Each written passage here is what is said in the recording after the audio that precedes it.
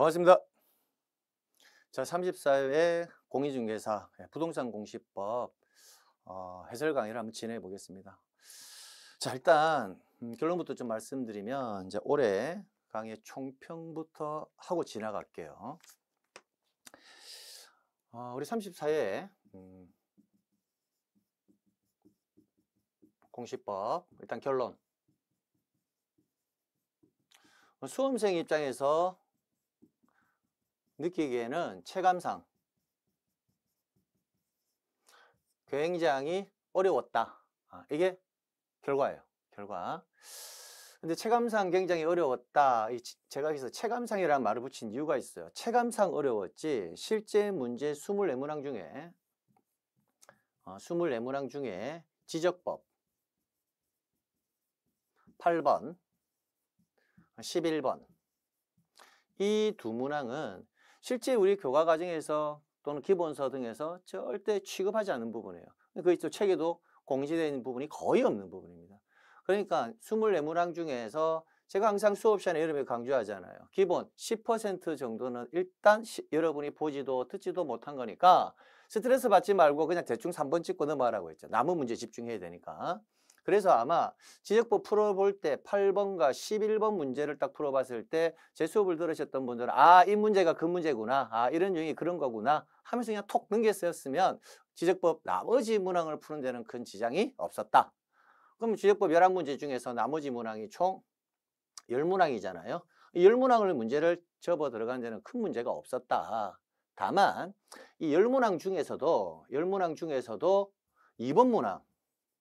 2번 문항은 풀 수는 있는데 우리가 이런 유형의 문제를 다뤄본 적이 없었다라는 거예요. 이게 뭐 중요한 파트가 아니었으니까. 그러나 문제를 충분히 풀 수 있었다. 쉽게 이야기하면 저희가 이제 지적 측량을 할 때 잠시 이제 이번 문제를 볼 건데 측량을 할 때 우리가 기본적으로 이번 문제를 잠시 보면서 측량을 한번 해보도록 할게요. 이번 문제를 보면 도시개발 사업의 시행자가 사업의 착수 변경 및 완료 사실을 지적 소관청에 신고해야 될 사업으로 틀린 것. 그럼 결국은 무슨 말이냐면 이 도시개발 사업으로 틀린 것 이렇게 문제를 푸시면 된다라는 거예요. 그럼 도시개발 사업으로서 사업이 아닌 거. 그럼 제가 뭐라고 했나요? 사업자 들어가는 거 다 도시개발 사업이라고 했죠. 그러니까 사업. 그러면 다 제가 암기시킨 방법대로 한다면 사업자 들어가면 다 도시개발 사업이니까 정답이 없다 이랬는데 제가 이랬잖아요. 단 도시개발 사업과 같은 경우에는 지적 확정 측량을 시행하는데 우리가 측량 파트에서 유일하게 사업자 들어가는데 지적 확정 측량이 아닌 게 뭐가 있다고 했습니까? 그렇죠. 지적 재조사 측량이죠. 그래서 제가 지적 재조사 사업만큼은 어디에 들어가지 않는다. 도시개발 사업에 들어가지 않는다라고 말씀드린 부분이라고요. 그래서 이런 유형의 문제는 새로운 신경영의 유형의 문제지만 문제를 풀어내는 데는 큰 어려움이 없었다라는 것을 판단해낼 수가 있습니다. 자, 그래서 다시 좀 돌아가 보면 이쪽으로 다시 보면 그래서 지적법 8번 문항과 11번 문항은 보지도 듣지도 못하는 킬러형 문항이다. 결론. 그럼 이런 문제는 그냥 지나쳐야 된다. 몇 번 찍고 대충 3, 4번 찍고 그럼 나머지 10문제는 지적법을 풀어내는 큰 지장이 없었다. 그리고 2번 문항은 충분히 신경영의 문제지만 충분히 해결할 수 있었다. 끝. 자, 두 번째 등기법입니다. 자, 등기법 12문항인데 등기법의 12문항 안에는 새로운 유형, 우리 교과 과정 밖의 유형들 그런 문제는 없었다. 그러나 등기법을 풀 때 굉장히 수험생 입장에서는 어렵게 풀었을 것이다 라고 생각한다. 왜 그러냐? 등기법 12문항 중에서 문제가 나오면 정답 12문항 전부가 정답은 명확하다. 그래서 12문항을 다 풀어내는데 지장이 없다. 그러나 뭐가 문제냐? 1번, 2번, 3번, 4번, 5번이 이렇게 있으면 1번, 2번, 3번, 4번, 5번이 있으면 옳은 것은, 예를 들어서 틀린 것은 이렇게 물어봤는데 1번이 명확하게 우리가 자주 배웠던 지문이란 말이지. 그럼 1번은 명확하게 틀렸어 그냥. 근데 틀리면 답 체크하고 넘어가면 되는데 2번, 3번, 4번, 5번 읽어보니까 이런 지문들은 우리가 배운 적이 없는 것 같은데 3번 이런 거 5번 문제 배운 적 없는 것 같은데 이런 느낌이 드는 문제들이 이번에 등기법에서 많이 나왔다라는 거야. 그러니까 수험생 입장에서는 체감상 굉장히 어렵게 느껴진다는 거죠. 다만 정답은 너무나 명확하다. 너무나 명확하다. 그래서 등기법 문제도 역시 마찬가지다. 제가 평소에 여러분에게 항상 강조한 거, 실제 시험장에 가면 뭐라고 이야기했나요? 저한테 배우지 않는 것이 나온다면 어떻게 해라? 그거는 일단 정답 아니다. 그러니까 어떤 문제를 읽어봤는데 이거 수녀한테 배운 적이 없어. 그러면 그건 정답이다 아니다? 정답 아니다라고 제가 체크하고 넘어가라면 오지선다형이 아니라 세 개 중에 정답 찾는 거라고 했죠. 그러니까 등기법 문제의 유형이 대부분 그렇게 돼 있었다. 그러니까 수험생이 느끼기에는 상당히 체감상으로는 어렵게 느껴졌다. 다만 저기 수업을 듣고 제가 하는 방식대로 공부하신 분들이라면 실제 시험을 치고 나왔을 때는 와 뭐야 이런 느낌으로 나왔을 거지만 채점을 해보니까 와 이렇게 많이 맞았어? 이런 느낌이 드는 게 올해 시험의 등기법이었다. 그래서 이제 결론을 지어보면 수험생 입장에서 시험을 치고 나올 때는 체감상 굉장히 어렵게 느껴졌다. 다만 나와서 채점을 해보니 그래도 내가 생각하는 것보다는 점수가 좀 잘 나왔구나 라는 정도의 느낌으로 총평을 할 수가 있겠습니다. 자, 그래서 지금부터 해설 강의를 진행하도록 하겠습니다. 1번, 지적측량 수행자가 지적측량 의뢰를 받을 때 그 다음 날까지 지적소관청에 제출해야 될 것은 뭐냐? 1번, 지적측량 수행 계획서죠. 정답이 1번. 찾아다녔는데 아무 지장이 없었습니다. 2번 문항 보도록 합니다. 역시 2번 문항 해석을 했죠. 해석을 해드렸고. 3번, 지목. 지목은 매년 나온다고 했잖아요. 그죠? 온수, 약수, 석유류 등을 일정한 장소로 운송. 자, 운송 나오면 광천지로 본다 안 본다? 광천지로 보지 않는다. 광천지로 한다 했으니까 틀렸고요. 2번, 일반 공중의 종교의식을 위하여. 이게 종교의식 딱 나왔잖아요. 그죠? 위하여 예배, 법요, 설교, 제사 등을 하기 위한 교회, 사찰, 향교 등의 건축물의 부지와 이에 접속된 부속시설물의 부지는 종교의식이니까 종교용지가 되겠죠. 자, 그 다음 자연의 유수가 있거나 있을 것으로 예상되는 여기까지만 읽으면 여기까지만 읽으면 이게 하천인지 국어인지 알 수 없다고 했죠. 예상되는 토지 하면 뭐가 된다? 하천. 예상되는 소규모 수로 부지 이렇게 나오면 국어. 그거 가지고 구분하는 거잖아요. 그죠? 그래서 국어가 아니라 뭐가 된다? 하천. 제조업을 하고 있는 공장시설물의 부지. 자, 공장시설물의 부지와 같은 구역에 있는 의료시설 등 부속시설물의 부지는 공장용지로 한다. 정답 4번. 5번. 일반 공중의 보건, 휴양 및 정서생활을 이용하기 위한 시설을 갖춘 토지로서 국계법 등 공원 또는 녹지로 결정 고시된 토지는 채용용지가 아니라 공원이라고 되어 있으니까 지목은 뭐가 될 것이다? 예, 그렇죠. 공원이 되겠다. 그죠? 그래서 정답 4번. 지목 역시 올해 법조문 그대로 나왔고요. 문제를 풀어내는데 큰 문제가 없을 것으로 사료됩니다. 그 다음 4번. 자, 4번 문제 풀 때 이거 나오면 어떻게 해라? 손 떠올려라. 손. 600분의 1. 600분의 1이면 어디까지? 손을 어디서 가려야 돼요? 그렇죠. 제가 한번 적어서 한번 할게요. 145.450. 600분의 1이면 소수점 첫째 자리 뒤에부터 손을 가리죠. 그러면 정답은 145.4 아니면 145.5. 두 개 중에 하나죠. 145.4 아니면 145.5. 그런데 두 개가 다 있으니까 0.4로 갈 거냐 0.5로 갈 거냐 판단해야 된다고 했죠. 그럼 판단하면 이제 뒤에 단수를 적어라 했습니다. 0.050. 그죠? 정확하게 얼마입니까? 0.05죠? 0.05라면 앞자리 숫자가 0이거나 짝수일 때는 버리고 홀수일 때는 뭐 해라? 올려라. 헷갈리실 걸 대비해서 수업 시간에 이렇게 알려드렸습니다. 홀자를 길게 읽으면 어떻게 된다? 홀. 그래서 홀수일 때는 올린다. 그거죠. 근데 앞에 뭐가 보이나요? 짝수죠. 그냥 버린다. 그래서 최종적으로 정답은 2번 되겠습니다. 자, 그 다음 5번 문항. 자, 등록사항. 와, 우리 너무 많이 했다. 그죠? 이게 너무 많이 했다. 그죠? 자, 대지권 등록부와 경계점 좌표 등록부의 공통 등록사항을 물어보네요. 자, 일단 소재 지번. 소재와 지번은 전부 다 등록이 되니까 기억, 니은은 일단 정답 처리를 하고 들어가야 되겠네요. 두 번째. 자, 소유자의 성명과 명칭. 자, 소유자에 관한 사항은 우리는 어떻게 한다? 암기할 때. 소유자에 관한 사항은 그림 형식으로 표현할 수가 없다. 어떻게 한다? 문자로. 문자로 기록하는 장부 몇 개? 4개. 그렇죠? 소유자에 관한 사항은 그림으로 그릴 수 없고 문자로 기록해야 한다. 문자로 기록하는 장부 4개. 뭐였나요? 토지대장, 임야대장, 공유주연명부, 대지권 등록부. 이렇게 되겠죠. 자, 그러니까 소유자의 성명 또는 명칭은 대지권 등록부에 등록은 되지만 경계점 좌표 등록부에 등록되는 사항은 아니다라는 것을 알 수가 있네요. 그 다음 고유번호. 번호 나오면 뭐 빼라? 도면 빼고 고유번호. 그럼 도면 빼면 뭐가 있나요? 그렇죠. 토지대장, 임야대장, 공유전명부, 대지권 등록부, 경계점 좌표 등록부. 대지권과 경계점 좌표 등록부.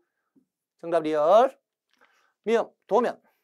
도면 번호. 번호는 못 빼는데 도면 빼는데 도면 번호만큼은 도면 빼면 어색하다. 그래서 뭘 빼자? 공대 빼고. 그럼 공유전명부와 대지권 등록부 빼고 다 등록되죠? 그러면 도면 번호는 공유전명부에는 등록되지 않는다. 공대 빼고니까 대지권 등록부에는 등록되지 않는다는 걸 알 수가 있죠. 그러니까 정답은 기역, 뒤끝, 리을 해서 기역, 뒤끝, 리을 해서 정답 1번 체크하시면 되겠네요. 그래서 5번 문항도 역시 우리가 지속적으로 계속 암기했던 부분이기 때문에 문제 푸는 데는 지장이 없었다. 자, 그 다음 이거는 뭐 우리 매일 푸는 거잖아요. 그죠? 지역 정리 등을 뭐 한다? 통지해야 한다. 통지의 시기와 관련해서 토지 표시하는 변경 등기가 필요하지 않다. 필요하지 않다면 지적 공부에 등록된 날로부터 며칠? 7일. 그럼 지적 공부 7일. 그죠? 변경 등기가 필요한 경우에는 그 등기 완료 통지서를 접수한 날로부터 며칠? 15일. 정답 3번 체크하시면 되겠네요. 그게 문제 없었다. 그 다음 7번. 지적 삼각. 보조점 성과의 등본을 발급받을 경우에 그 신청 기간으로 옳은 것은 지적 삼각 보조점과 지적 도군점은 관리권자도 지적 소관청, 발급 열람도 누구에게? 지적 소관청. 그러니까 정답 몇 번? 3번 체크하는데 큰 문제 없었다. 자, 그 다음 8번. 이제 이 문제죠. 이 문제.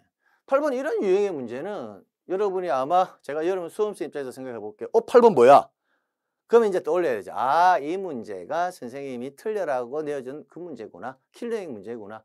읽을 필요 있다 없다? 없다. 고민할 필요 없이 이런 문제는 넘기라고 했습니다. 그래서 이 문제를 계속 5번, 6번 읽으신 분들은 또 시간 낭비한단 말이에요. 등기법에서 보충해야 되는데. 그래서 이 문제는 그냥 몇 번 찍고 넘어간다? 5번. 그래서 5번 잘 찍은 분들은 맞고 그냥 대충 1, 2, 3, 4, 5번 확률은 몇 프로다? 20%. 그래서 이런 문제는 맞추라고 내는 문제는 아니니까 이런 문제는 1000개, 10,000개가 앞으로 나와도 틀려줘야 된다. 그래서 이런 걸 보기 위해서 우리가 계속 시간을 더 투자해서 공부하는 것은 의미가 없다.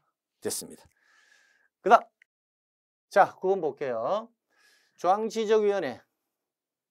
중앙지적위원회 구성 및 회의 등에 관한 설명으로 옳은 것을 모두 고르세요. 이 문제를 봤을 때는 일단 니은과 디귿 지문은 우리가 평소에 자주 본 지문이니까 여러분이 아마 확인할 수 있었을 겁니다.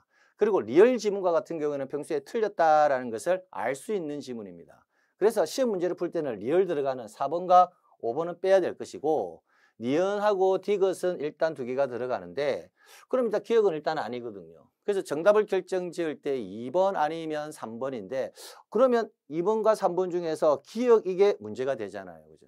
근데 이 기억 지문도 필수 지문으로 여러분하고 저하고 굉장히 중요도 있게 다뤘던 지문은 아닙니다. 아닌데 우리가 동영이라든지 백선 그리고 예상 문제들을 통해 가지고 이 지문을 다뤄드린 적은 있습니다. 그래서 아마 이 9번 문항도 여러분이 대부분 수험생들이 좀 틀린 분들도 많지 않겠느냐. 확률은 50%에서 틀린 분이 있지 않을까라고 조심스럽게 예측을 합니다. 이 지문은 간사는 국토교통부의 지적 업무 담당 공무원 중 업무 국장이 임명하는 것이 아니라 국장이 임명하는 것이 아니라 임명권자는 누가 임명한다? 그렇죠. 국토교통부 장관이 임명을 합니다. 그래서 기억 지문도 틀렸으므로 정답은 2번 이렇게 체크하시면 되겠습니다. 그럼 10번 볼게요. 자, 지적 측량의 측량기관과 검사기관, 측고, 검사, 5일하고 4일. 옳은 것은 지적 측량의 측량기관은 측고, 검사니까 5일, 검사기관은 4일로 한다.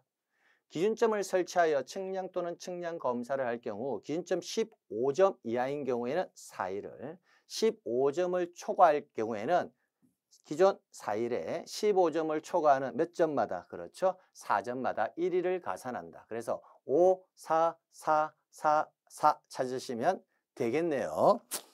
그래서 10번의 정답은 2번 체크하시면 되겠습니다. 이 문제를 풀어내시는 데 큰 문제가 없었을 것으로 사료됩니다. 11번. 역시 11번 유형의 문제. 여러분이 보지도 듣지도 못한 그런 유형입니다. 이런 문제 나오면 뭐 해야 된다? 찍고 넘어가야 되죠. 자, 찍고 넘어가야 되는데 사실 8번 문항과 11번 문항은 8번과 11번 이 두 가지는 우리가 틀려라고 킬러형 문제라고 봐야 되거든요. 킬러형 문제 봐야 되는데 8번은 손을 댈 수 없지만 11번 문제는요. 실제 보지도 듣지도 못한 그런 킬러형의 문제지만 지적에 관한 기본적인 이해도만 좀 있었다면 찍어도 아마 4번을 찍는 분이 많았지 않았냐 저는 개인적으로 생각을 합니다. 그 이유를 말씀드릴게요. 한번 읽어볼게요.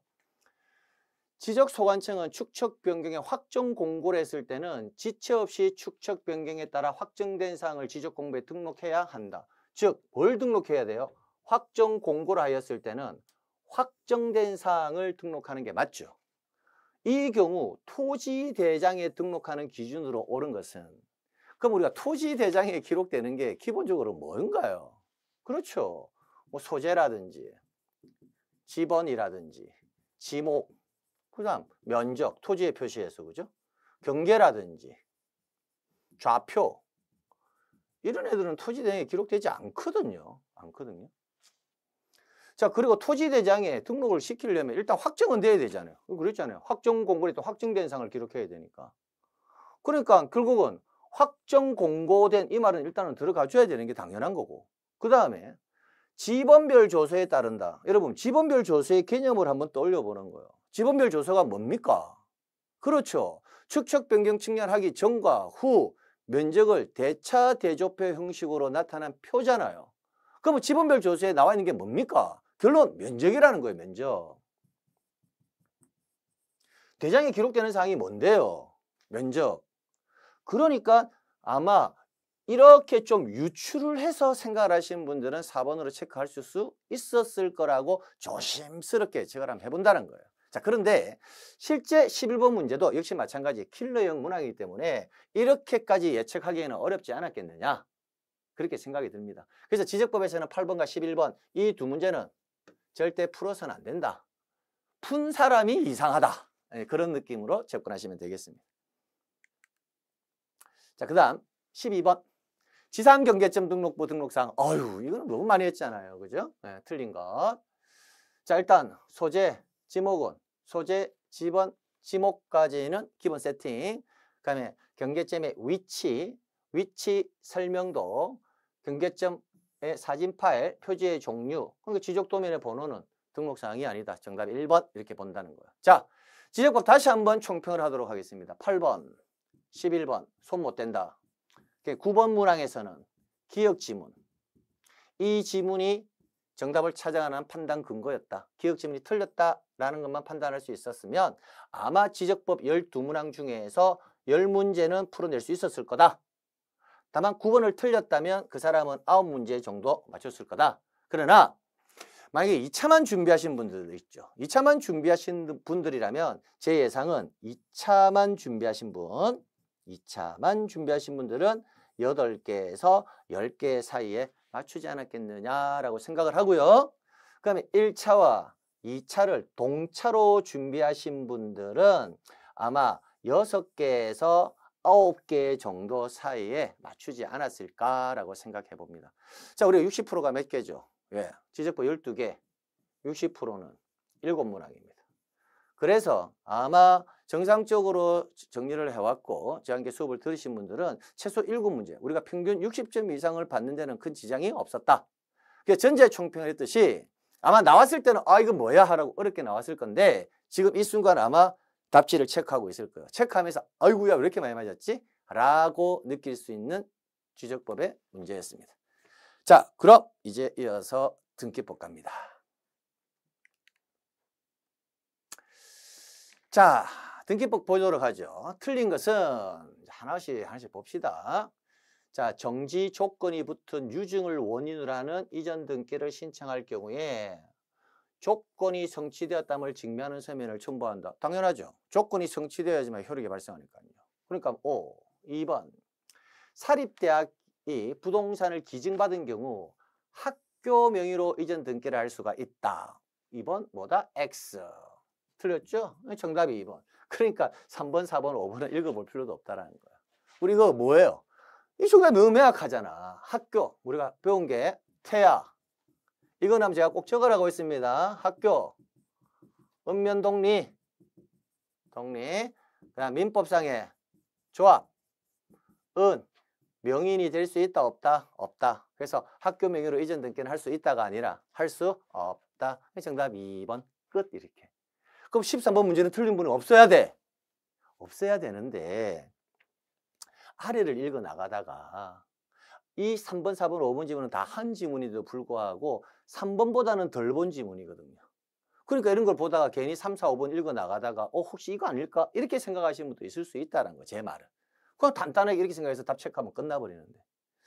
3번, 법무사는 매매계약에 따른 이전 등기를 매도인과 매수인 쌍방을 대리. 자, 쌍방 대리. 등기는 가능하죠. 그 다음에 법인 아닌 사단인 종중이 건물을 매수한 경우에 종중의 대표자는 누구 명의로 등기해야 한다? 그렇죠. 종중 명의로. 그다음에 채권자 대위권에 대한 등기 신청일 경우 대위 채권자는 채무자의 등기 신청권을 자기의 이름으로 행사한다. 이 5번 지문이 조금 생소할 수가 있다라는 거예요. 자, 그래서 13번 문제를 풀 때 1번, 2번, 3번, 4번은 생소하지 않는데 5번 지문은 좀 생소했다. 근데 답은 정확하게 보인다. 그럼 이게 어려운 문제다. 수험생이 체감할 때는 5번 이거 자주 보지 못한 건데 이렇게 생각하면 체감상 어렵게 느낄 수 있다는 거예요. 정답은 너무나 자주 다뤘던 부분에서 해결이 되었다는 겁니다. 그 다음 14번.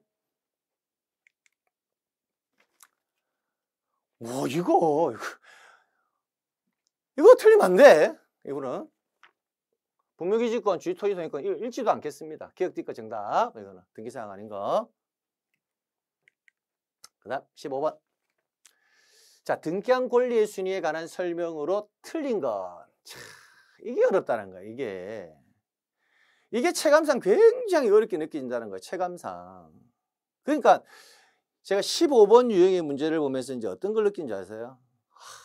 진짜 등기는 그냥 막 암기하지 말고 그 내용을 좀 알면서 암기해야 된다라는 것을 또 한 번 절실하게 느꼈습니다. 그래서 일단 해석을 한번 해보도록 하죠. 자, 3번 지문 역시 15번 문제는 난이도로 따진다면 해석만 된다면 15번 문제도 아주 쉬운 유형이라 볼 수 있는데 해석이 안 되면 체감상 뿐만 아니라 굉장히 어렵게 느껴졌을 문제라고 저는 생각합니다. 자, 그래서 15번 유형의 문제는 결론 지으면 등기를 내용을 알면서 공부한 사람은 이거 당연히 3번 아니야? 이런 느낌. 그런데 등기를 단순 암기한 사람 입장에서는 체감상 굉장히 어렵게 느껴졌다. 그 유형이 15번이다. 일단 3번부터 봅니다. 우주된 근저당권 해지 증세에서 1번 근저당권 등기가 말소되고 2번 근저당권이 설정된 후, 자, 적어볼게요. 제가 모르면 우리는 항상 뭐 시켜야 한다? 그렇죠. 시각화. 1번 근저당권이 있었고, 그죠? 그리고 이 등기가 말소되고, 그 다음에 2번에 또 근저당권이 설정되었고, 자, 그 다음 말소된 1번 근저당 등기가 회복된다. 그 말소된 게 다시 1번 근저당권이 회복이 되면 위로 싹 올라간다는 거죠. 그럼 근저당권 회복 등기가 되면 종전의 등기와 효력을 그대로 보유하게 되죠. 그렇죠? 그럼 2번 기분 좋아, 안 좋아? 기분 안 좋지. 왜? 다시 2순위로 내려가니까. 그래서 말소된 1번 근저당권 등기가 회복되더라도 2번 근저당권이 우선하는 것이 아니라 등기가 회복이 되면 회복된 순위와 효력을 그대로 보유하니까 2번이 우선하는 게 아니라 당연히 몇 번이? 1번이 우선한다라는 거예요. 그래서 정답 찾아내기는 3번 틀렸다는 걸 알 수가 있고요. 그런데 이렇게 시각화만 시켰다면 너무나 쉬운 건데 이걸 시각화를 안 시킨 분들은 어렵다. 1번 한번 볼까요? 부동산에 대한 가압류 등기. 자, 부동산의 가압류 등기는 어디 합니까? 가압류 등기는 갚고 해야죠. 특별한 말이 없으면 다 소유권에 가압류하는 거니까. 저당권 등기는 어디 하나요? 을구. 그럼 갑구와 을구는 구가 같아요? 달라요? 다르죠. 구가 다르다면 동순, 별, 접수번호에 의한다. 그래서 접수번호에 따른다. 이렇게 되는 거죠. 뭐. 2번. 2번 저당권 설정이 된 후 1번 저당권 일부 이전의 부기 등기가 이루어진 경우 배당에 있어서 그 부기 등기가 2번 저당권 등기에 우선한다라고 되어 있죠. 그럼 한번 볼까요? 자, 1번에 뭐 문제는 모르겠지만 저당권, 자 2번 저당권이 설정된 후, 자 1번에 저당권 등기가 있었죠.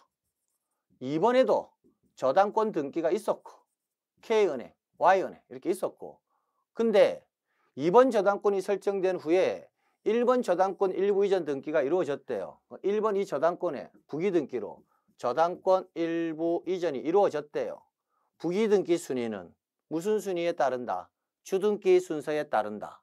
그럼 얘 몇 순위? 1순위. 맞나요? 그럼 배당을 받아가면 2순위가 빨라요? 1부기 1호가 빨라요? 1부기 1호가 빠르죠? 그렇죠. 그래서 배당에 있어서 그 부기 등기가 2번 저당권 등기에 우선한다. 오케이. 그 다음 4번.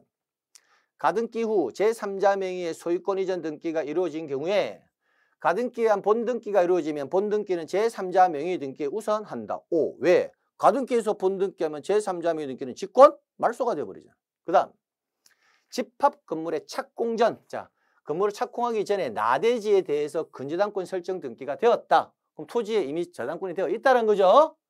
그럼 그 이후에 그 근저당권 등기는 집합 건물을 위한 대지권 등기에 우선한다. 자, 집합 건축물 짓기 전이라면 대지권 등기에 있을 수가 없지. 그럼 근저당권이 먼저 되었지. 이후에 대지권이 되겠지. 그럼 근저당권이 빨라, 대지권이 빨라? 근저당권이 빠르지. 그러니까 대지권 등기에 뭐 한다? 우선한다 라는 지문이 나온다고요. 그래서 15번의 유형. 제 개인적인 유형으로 오늘 문제를 제가 연습을 하고 해설 강의를 하면서 느꼈던 지문 중에 하나가 뭐냐면, 야, 이 지문은 수험생이 굉장히 어렵게 느꼈겠구나. 다만 등기의 기본적 내용을 이해를 한 분들이라면 충분히 해결할 수 있었다. 그리고 만약에 1, 2, 4, 5번을 해석을 못했다 하더라도 3번을 이렇게 제가 평소에 강조한 시각화 작업만 할 수가 있었다면 충분히 맞출 수 있지 않았을까라는 생각이 듭니다. 결론 지을게요. 일반적으로 단순 암기한 사람 입장에서는 뭔 말인지도 모르고 어려웠다. 다만 등기가 어떤 말인지 내용을 이해한 사람이라면 그렇게 어려운 문제라고 볼 수는 없다. 끝. 16번 보겠습니다. 자, 첨부정보에 관한 설명으로 옳은 것은, 자, 첨부서명과 관련해서도 우리가 간략하게 정리를 했잖아요. 그 내용 그대로 나온 거예요. 자, 토지에 대한 표시 변경 등기를 신청한다. 이거 권리 등기, 사실의 등기. 그래요. 사실의 등기. 사실의 등기는 항상 뭐가 기준이다? 대장. 그 말이죠. 그러니까 신청할 경우에 대장 정보를 제공하면 된다. 오, 이렇게. 자, 매매를 원인으로 이전 등기를 할 경우 의무자의 주소지 증명정보. 자, 주소지 증명정보는 항상 뭐 생각해라. 등기부상에 새롭게 명인이 되는 자, 그 자의 주소 적으려고 하는 거죠. 누구 것만 제공하면 돼? 권리자. 다만 소유권 이전 등기라면 누구 것도 함께 제공한다? 의무자 거. 그래서 소유권 이전 등기를 신청하니까 의무자의 주소지 증명정보도 제공한다. 오, 이렇게 가는 거죠. 그 다음 디귿. 상속 등기를 신청하면서 등기 원인을 증명하는 정보로서 상속인 전원이 참여한 공정증세에 한 상속재산 분할 협의서. 자, 상속재산 분할 협의서를 제공할 때는 원래 뭐 제공해야 된다? 인감. 됐나요? 이 인감도 우리가 했잖아. 소가필, 합필, 분필, 협의분할 제3자의 서면 들어갈 때 인감 들어간다. 다만 그 서면이 공정증세일 때는 인감증명 제출을 면제한다. 이 정도는 알고 가자 했잖아. 딱 그까지만 나온다니까.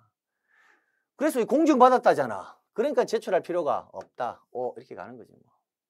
그 다음 농지에 대해 이전 등기를 신청할 경우에 판결인 때는 사정이 없는 한 농지증 첨부하지 않는다. 판결이라도 농지증은 첨부하죠. 그래서 리얼 틀렸고. 그러니까 답 기형, 니은, 디귿.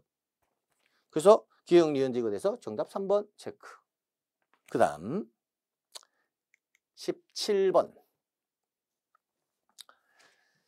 자, 용의권 등기를 할 때 관한 설명으로 옳은 것은 봅시다. 토지 전부 지상권 등기를 할 경우에 범위를 기록하지 않는다. X. 지상권 등기의 필요적 기록사항이 뭐예요? 지상권 설정의 목적과 범위는 필요적 기록사항입니다. 그래서 1번 틀렸고요. 2번. 지역권의 경우 승역지 등기 기록의 설정, 목적, 범위 등을 기록할 뿐 요역지 등기 기록에는 지역권에 관한 등기사항을 기록하지 않는다. 틀렸죠. 이것도 굉장히 강조 많이 한 거예요. 지역권은 토지와 토지 사이에서 미치는 권리이기 때문에 명의인의 표시를 하지 않고 승역지의 표시와 요역지의 표시를 한다라는 거. 그래서 틀렸고요. 그 다음 전세권의 존속기한이 만료된 경우 그 전세권 설정 등기를 말소하지 않고 동일한 범위를 대상으로 하는 다른 전세권 등기할 수 있다. 말이 되는 소린가요? 말이 안 되죠. 전세권이 이미 되었다면 동일한 부분의 이중의 전세권, 이중의 지상권 등기는 할 수가 없다. 할 수 있다 했으니까 틀렸고. 선생님, 기간이 만료된데도 안 되나요? 안 된다고 이야기했잖아. 그 이유가 뭘까? 가장 등기의 기초가 뭐야? 그렇지. 형식적 심사주의잖아. 형식적 심사주의라는 게 뭐야? 등기관은 서면 보고 심사한다니까. 실체관계상에서 전속기한이 만료되는지 안 되는지 신경 안 써. 서면만 봐야 돼. 기록상만. 오케이. 4번. 두 개의 목적물에 하나의 전세권 설정 계약으로 설정 등기를 할 경우에 공동담보 목록, 공동전세 목록은 몇 개일 때? 5개 이상. 그럼 2개일 때는 작성을 해, 안 해? 않는다. 5. 그게 정답. 옳은 것은 정답 4번. 이렇게. 자, 이 문제도 마찬가지지. 1번, 2번, 3번 뭔 말인지 모르겠어. 5번 모르겠어. 그래도 4번 답이 너무 명확한 거야. 공동전세 목록, 공동담보 목록은 5개 이상이라는 것을 한 달만 수업을 들어도 우리가 자주 들어서 아는 내용이란 말이지. 근데 이 17번 문제를 바라봤을 때 1번, 2번, 3번, 4번 답 딱 체크하고 나서 여기서 끝내면 되는데 수험생 입장에서 5번이 뭐지? 하고 한번 봤어. 봤는데 차임이 없이 보증금의 지급만을 내용을 하는 채권적 전세의 경우. 채권적 전세? 채권적 전세의 경우 임차권 설정 등기 기록에는 차임 및 임차 보증금을 기록하지 않는다. 채권적 전세. 우리 배워서 안 배웠어? 안 배웠어. 한 번도 나온 지문이 아니라는 거야. 그런데 다시 말씀해 이런 지문 보면 또 마음이 흔들린다고 수험 시간에는. 보지도 듣지도 문제 나왔으니까. 그럼 그때 제가 항상 강조하는 거 뭐?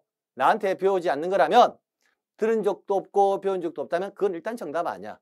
그래서 4번을 확정적으로 답을 체크해버리면 된다니까. 그래서 5번 지문은 틀렸고요. 참고로 채권적 전세는요. 임차 보증금은 반드시 기록해야 됩니다. 그 다음 18번. 근저당권 등기 할 경우에 관한 설명으로 틀린 거. 자, 채무자. 야, 이것도 신청서에 우리 기록상에 이렇게 했잖아. 채무자는 등기부상의 명인이야, 명인이 아니야. 아니지, 돈 빌린 사람이라고. 명인이 되는 자는 근저당권 설정자와 근저당권자가 명인이고 채무자는 돈 빌린 사람이야. 그럼 채무자는 등기부상 명인이 되는 자가 아니지. 아니라면 주민번호 기록한다, 안 한다? 등기등록번호 기록하지 않는다. 그래서 채무자의 성명, 주소 및 주민번호를 기록한다. 주민번호 기록하지 않는다고. 신청서의 필요적 기록상에서 굉장히 제가 문제 풀 때 강조 많이 한 거라. 등기부상의 주민번호, 즉 등기등록번호는 명인이 되는 자 것만 기록한다. 항상 그렇게. 명인이 되는 자 아니면 기록하지 않는다. 그것만 알면 정답 1번 끝. 그러면 2번, 3번, 4번, 5번 읽어볼 필요도 없다는 거야. 근데 한번 읽어보죠. 채무자가 수인인 경우라도 채무자별로 채권 최고액을 구분해서 기록할 수 없다. 자주 보는 지문. 3번 읽어봤는데 채권 최고액이 외국 통화로 표시된 경우. 우리 이런 거 공부한 적 있어? 없지. 그럼 이런 거 나오면 어려웠어. 이러지 말란 말이지. 1번 체크하고 끝나는 거예요. 네. 채권액을 기록한다. 그 다음에 선순위 근저당권의 채권체를 감액한다. 감액. 할 때 후순위 권리자의 승낙서가 첨부되지 않더라도 할 수가 있다. 왜? 감액하면 후순위자는 이해관계에 해당하지 않기 때문에. 그 다음에 수용으로 인한 소유권이 등기를 할 경우에 특별한 사정이 없는 한 그 부동산 등기 기록 중 근저당권 등기는 직권으로 말소한다. 이거. 그래서 18번 문제 제가 봤을 때는 3번 지문만 여러분의 입장에서는 조금 생소했다. 그럼 1, 2, 4, 5는 생소하지 않았다. 근데 정답은 명확하게 1번으로 보였다. 이렇게 마무리 지으면 되겠습니다. 그 다음 19번 가등기에 관한 설명으로 틀린 것은 1번 가등기로 보전하려는 등기 청구권이 해제 조건부인 경우에 자 우리가 암기할 때 시기부, 정지조건부는 가등기를 허용하나 이렇게 암기했다고 그죠? 반대로 종기부, 해제조건부는 가등기를 할 수가 없다. 그래서 O. 소유권 이전 청구권 가등기는 주등기 방식으로 한다. O. 왜? 본등기가 주등기니까 가등기도 주등기. 그 다음 3번. 가등기는 가등기 권리자와 의무자가 공동으로 신청할 수 있다. O. 이게 원칙이죠. 자, 그 다음. 가등기한 본등기를 금지하는 취지의 가처분 등기의 촉탁이 있다면 등기하는 이를 각하한다. 왜? 등기사항이 아니니까. 이 질문도 너무 많이 했죠. 가등기한 본등기를 금지한다. 가등기에 관한 본등기는 취득하는 거야, 처분하는 거야? 취득하는 거지. 취득하는데 처분을 금지하는 가처분 등기가 돼, 안 돼? 안 된다. 그럴 때 짬뽕 짜장면. 짜장면 먹고 있는 친구한테 옆에 가가지고 짜장면 먹지 마! 이 말은 맞지만 짜장면 먹는 친구한테 짬뽕 먹지 마. 이 말은 말이 안 된다는 거지. 그렇죠? 그 다음 소유권 청구권 가등기한 본등기를 할 경우 등기하는 그 가등기를 말소하는 표시를 한다. 이 말도 안 되는 소리죠. 이것도 자주 본 거예요. 한번 볼까요? 소유권 이전 가등기를 여기서 소유권 이전 본등기를 해요. 본등기를 하면 가등기에서 본등기를 하면 가등기 순위는 본등기는 가등기 순위에 의한다. 이렇게 해서 순위가 소급되죠. 근데 이것을 지워버리면 소급이 돼요, 안 돼요? 안 되죠. 그게 말소하는 표시를 해서는 안 된다. 정답 5번. 그래서 올해 가등기 파트도 그렇게 어렵게 나온 파트가 아니었다라는 것을 말씀드릴 수 있습니다. 그 다음 20번. 이의신청에 관한 설명으로 틀린 거. 이건 바로 보이죠. 2번. 이의신청은 지방법원에 이의신청서를 제출한다. 이의 신청 자체를 지방법원에 하는 거고 신청서는 그 해당 등기소에 하는 거죠. 등기소. 그래서 제가 신청과 신청서 꼭 구분하셔라 했던 거죠. 그래서 틀렸다는 걸 알 수가 있고 20번은 20번 문제도 또 전부 다 맞출 수 있을 거라 생각해요. 21번. 29조 2호에 해당하는 거. 등기사항이 아닌 거. 하천법상의 하천. 하천법상의 하천도 등기 대상 맞다 했죠. 그런데 용의권 등기는 돼, 안 돼? 안 돼. 왜? 우리 이야기했잖아. 하천에다가 건물 소유 목적으로 지상권 하면 돼, 안 돼? 말이 안 되잖아. 29조 2호. 법령의 근거가 없는 등기했다. 2호. 지분에 대한 보존 등기 2호. 그래서 니은 뒷글 리얼. 그래서 정답 4번. 선생님 기억은 왜 안 되나요? 등기 명인의 표시 변경 등기했다잖아. 위조된 개명 허가서를 첨부하여. 그 위조된 개명 허가서 첨부했다라는 말은 첨부 서면 첨부하지 않은 것과 마찬가지지. 그래서 1호, 2호를 제외하면 나머지는 다 몇 호? 29조 3호 이하 이렇게 정리하시면 되잖아. 그러니까 기억을 빼고 니은 뒷글 리얼. 그죠? 예, 좋아요. 22번 구분 건물. 구분 건물 등기에 관한 설명으로 뭐한 것은 틀린 것은. 자, 이 지문도 우리 이번에 봤을 때 제가 올해 구분 건물 나온다 했잖아. 딱 나왔잖아. 어렵게도 나왔다? 아니다, 정확하게 보면 돼. 이쪽으로 한번 봐봐. 이거 봐봐. 자, 5번 지문 정답 바로 보고 갈게. 우리가 이거 1, 2, 3, 4 몰라도 5번은 너무나 자주 본 지문이야. 보존 등기에서. 봐봐. 규약상 공유물이라는 뜻을 정한 규약을 폐지했다. 자, 규약을 폐지하면 우리 지체 없이 무슨 등기해야 돼? 그렇지, 보존 등기. 그래서 소유권 이전 등기를 신청한다. 그래서 틀렸다고. 그래서 정답은 5번. 바로 찾으면 돼, 그냥. 찾으면. 그러면 1, 2, 3, 4. 다 맞는 지문이지, 뭐. 그래, 자주 본 지문이잖아.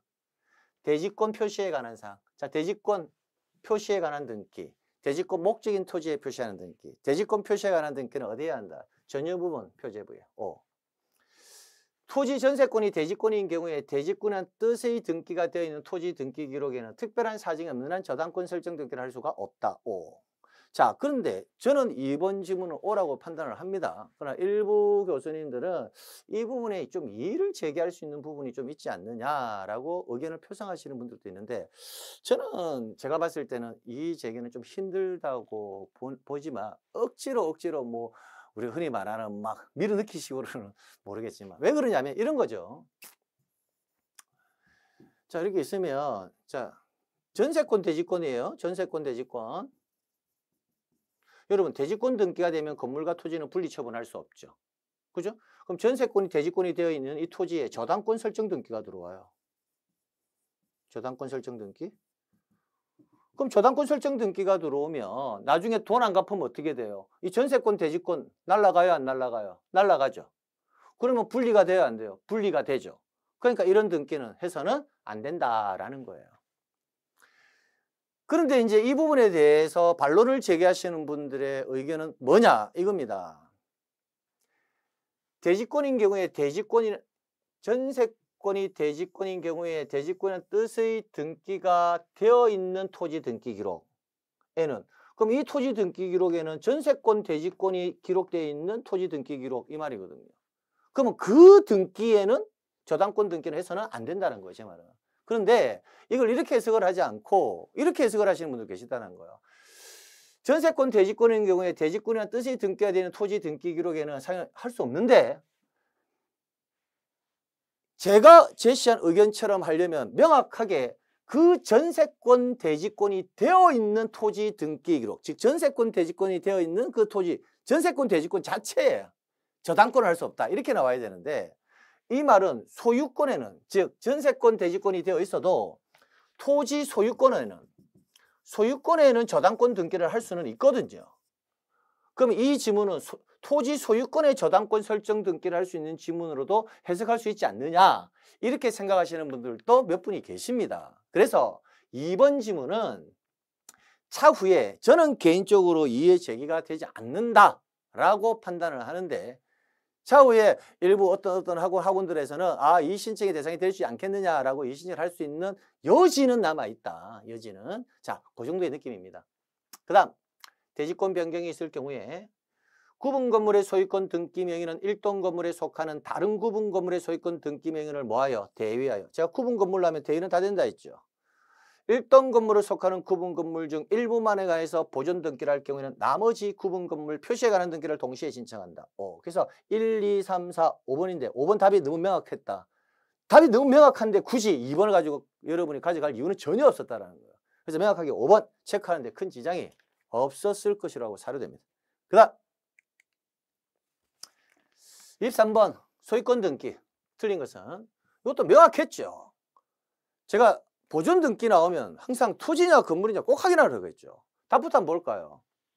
미등기 토지에 대한 군수의 확인에 의해서 보존 등기 신청할 수 있다. 특별자치도지사, 시장, 군수, 구청장의 확인에 의해서 보존 등기 할 수 있는 경우는 뭐만 가능하다? 그렇죠, 건물. 그러니까 토지는 된다, 안 된다? 안 된다. 그래서 정답 3번 명확하다. 그러니까 1, 2, 4, 5를 몰라도 3번 문제 푸는 데는 지장이 없었다라는 거예요. 근데 여러분이 이 문제를 읽었을 때는 아마 2번하고 4번 이런 지문은 조금, 특히 4번 지문은 많이 접하지 못했다. 2번 지문은 우리가 암기한 거에 조금 더 업그레이드된 버전으로 나왔다라는 거. 즉 미등기 건물의 건축물 대장상 소유자로부터 포괄 유증을 받은 자는 자기 명의로 보존 등기 신청할 수 있다. 그 다음 미등기 부동산이 전전양도된 경우 최후 양수인이 보존 등기를 한 때에도 특별한 사정이 없으나 무효라고 볼 수는 없다. 즉 모두 생략에 의한 소유권 보존. 자, 그 다음 특정 유증을 받은 자로서 아직 소유권 이전을 받지 않는 자. 그럼 이 사람 소유자예요? 아니에요? 아니죠. 직접 진정명의 회복을 원인 이전 등기를 청구할 수는 없다. 왜? 진정명의 회복으로 소유권 이전 등기를 신청할 수 있는 자는 누구만 가능하다? 소유자만 가능하다. 내 거니까 진정명의부로 이전을 하는 거잖아요. 그래서 이런 지문을 보지는 못했지만 개념적 정리만 되어 있으면 충분히 이 지문도 해석은 가능했었다. 5번 부동산 공유자의 공유 지분 포기에 따른 등기는 지분을 포기하게 되면 말소 등기가 아니라 이전한다 했죠. 포기를 하게 되면 그 지분은 하늘로 날아가는 게 아니라 나머지 공유자에게 귀속된다. 그래서 이전 등기 형식으로 소유권 이전 등기를 하는 형태가 되어야 한다. 됐고요. 다음 24번 등기비율 정보에 관한 설명으로 옳은 것은, 자 24번 이 문제를 봤을 때 이 문제는 실제 정답은 1번이죠. 1번. 자, 이 문제를 봤을 때 이 1번과 관련되는 문제 유형들은 여러분이 자주 보지는 못했습니다. 그러나 제가 등기비율 정보는 굉장히 중요하다고 하면서 신청서의 등기필 정보란에 일련 번호와 비밀번호를 기록하는 방식까지 제가 수업 시간에 설명드렸거든요. 근데 이걸 차마 제가 지금 이 문제를 보면서 이걸 문제를 한번 시켰어야 되는데 시키지 못했다는 조금 아쉬움은 있습니다. 수업 시간에는 이 지문을 상당히 중요 지문으로 제가 다루어 드린 적이 있습니다. 그럼 나머지 지문들은 다 틀렸고요. 법정 대리인이 등기를 신청하여 본인이 새로운 권리자 된 경우 등기필 정보는 특별한 사유나 본인에 통지되는 것이 아니라 법정 대리인이 신청했으니까 법정 대리인. 등기 절차의 인수를 명하는 판결에 따라 승소한 의무자가 단독으로 신청했다면 그때는 등기필 정보를 제공해야 되죠. 자, 등기 권리자의 채권자가 권리자를 대위해서 신청했다면 등기필 정보를 통지하는 것이 아니라 등기 완료 통지를 하는 거고요. 그럼 5번 지문도 여러분이 볼 수 없었던 새로운 유형의 지문이죠. 근데 1번으로 정답을 체크했다면 역시 마찬가지 5번도 볼 수는 없을 거다. 그래서 24번 문제는 수험생 입장에서는 제가 봤을 때는 좀 당황하고 좀 어려운 유형이다. 오히려 24번 문제가 어려운 유형이었다라고 볼 수가 있습니다. 실효 신고를 할 수가 없다가 아니라 실효 신고할 수가 있다라고 해야 되고요. 자, 그래서 24번 유형의 문제는 조금 다소 좀 어렵다. 그리고 제가 이해가 되어야 풀 수 있는 문제가 등기법은 15번 유형이었다. 자, 그 나머지는 정답이 명확했다라는 겁니다. 그래서 등기법을 총평을 하겠습니다. 등기법 역시 지문을 바라보면서 지문을 바라봤을 때 정답으로 나올 수 있는 것은 틀린 것은 O든 명확했다라는 거예요. 다만 나머지 5가지 중에서 옳은 것, 틀린 것 답은 명확했는데 그 오지선당의 지문 중에서 한 지문, 2지문 정도가 몇 문항은 내가 평소에 보지 못했던 지문이었다라는 거. 그래서 체감상에서는 상당히 어렵게 느껴졌을 것이다. 등기법도. 다만 시험을 치고 나서 오늘 지금 해설 강의를 들으신 분들 중에서는 그래요. 문제를 풀 때는 좀 어려웠지만 역시 등기법도 해석하고 나 보니까 생각보다 많이 맞았네? 이런 느낌. 그래도 실제 시험장에서는 지금은 시험 치고 나서 이걸 시청을 하니까 그런데 시험장에서는 굉장히 긴장이 많이 되잖아요. 그래서 실수도 많이 했을 거고. 그래서 그걸 감안해 본다면 2차만 치시는 분들 기준으로 한다면 아마 한 8개에서 한 10개 정도 역시. 그 다음에 1차와 2차를 함께 치시는 분이라면 한 5개에서 8개 정도 사이에 있지 않을까라고 생각합니다. 등기법 역시 7개가 60% 이상이죠. 그래서 아마 등기법도 1년 정도 꾸준하게 저에게 수업을 들으신 분들이라면 충분히 저는 7개 이상을 맞추셨을 것이라고 판단하고 있습니다. 자, 그래서 마지막 총평을 해보면 이제 등기 문제 역시 좀 내용을 단순히 글자 맞추기 식으로 몇 개의 단순 암기 코드를 가지고 맞출 수 있는 유형의 시대는 좀 지나가고 있고 어느 정도 절차적 내용도 알고 있어야 풀 수 있는 시대가 오고 있다는 것을 다시 한번 체감할 수 있는 기출 유형의 문제였습니다. 그러나 항상 강조했듯이 우리가 뭘 하나를 하더라도 제가 정확하게 암기했죠. 그것만 되어 있었다 하더라도 올해의 문제는 실제 시험장에서는 풀 때는 어려웠지만 나올 때도 기분 좋게 나쁘게 나왔지만 실제 채점을 해보니까 내가 풀었던 느낌보다는 조금 점수는 더 잘 나왔을 것 같아 라는 정도의 총평을 하면서 이 시간을 마치도록 하겠습니다. 그리고 마지막으로 1년 동안 공부하신 분들 여러분의 노력이 땀과 노력이 좋은 결실로 저는 항상 나오기를 기도하는 사람입니다. 그러나 만약 그렇지 않다 하더라도 이 시험 자체가 만약에 나쁜 결과가 나온다 하더라도 너무 실망하지 마십시오. 왜냐하면 여러분에게 너무나 더 큰 걸 주기 위해서 조금의 시련을 줄 수도 있지 않겠습니까? 제 이 말이 여러분에게 결코 위로가 되지 않는다는 거 저 알고 있습니다.